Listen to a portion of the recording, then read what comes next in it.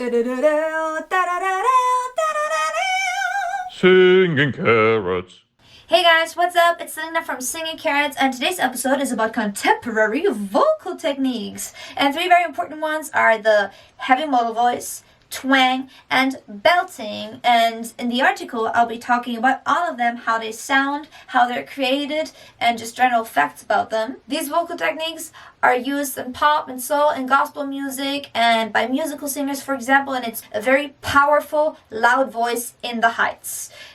So basically, a chest voicey sound, but in the range of the falsetto or head voice. And then afterwards, there will be an exercise about twang. Okay, let's get to the exercise of the day about twang. Twang is a sound quality that a lot of musical singers, pop singers, and soul singers, for example, use, and it is a technique that doesn't need a lot of vocal effort, which is great, but still you get a sound that is very loud and pingy and upfront, and you can, for example, make a smoother transition between chest voice and head voice, because this sound can be applied in chest voice and in head voice. Without a lot of effort, because it's basically the resonance in your cavities doing the sound. Twang is very piercing, loud and high and tight. Meh, meh, meh, meh. That was very high. You're 10 years old, standing on the playground, being like, nya, nya, nya, nya, nya. This is twang, okay? It's very annoying. It's a loud and piercing sound. And you're not trying to sound pretty right now. You really want this to be an annoying, loud, weird sound. And this is just an exercise, right? But you really need to embrace this annoying sound in order to eventually be able to do it properly. By the way, in case it hurts, like if there's some sort of itch in the back of your throat, just stop doing it. You're doing it wrong. Okay, and for the exercise, I'll be playing this. Going up in half steps. And we just join in a twangy voice. But it's important to keep the vocal cords thin. So if your voice has to break, it's totally fine. We're all human beings. It just happens at some point.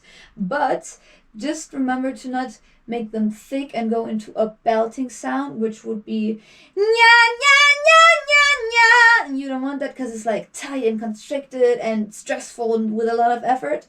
So you want to go nya, nya, nya, nya, nya, with a very annoying high pingy sound, okay? Let's start. Nya, nya, nya, nya, nya. Nya, nya, nya, nya, nya. Nya, nya, nya, nya, nya. Nya, nya, nya, nya, nya. Nya, nya, nya, nya, nya. Nya, nya, nya, nya, nya. Nya, nya, nya, nya, nya. Nya, nya, nya, nya, nya. This was my break, for example. Nya, nya, nya, nya, nya. Nya, nya, nya, nya, nya. Nya, nya, nya, nya, nya. Nya, nya, nya, nya, nya. Nya, nya, nya, nya, nya. Nya, nya, nya, nya, nya. Nya, nya, nya, nya, nya. Nya, nya,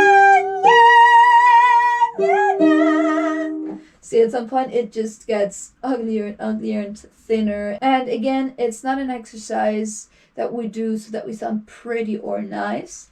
It's more that you learn how to handle your overtones, because afterwards you can decide how much twang you want in your sound. But for the beginning, you should go with the full, complete twang sound.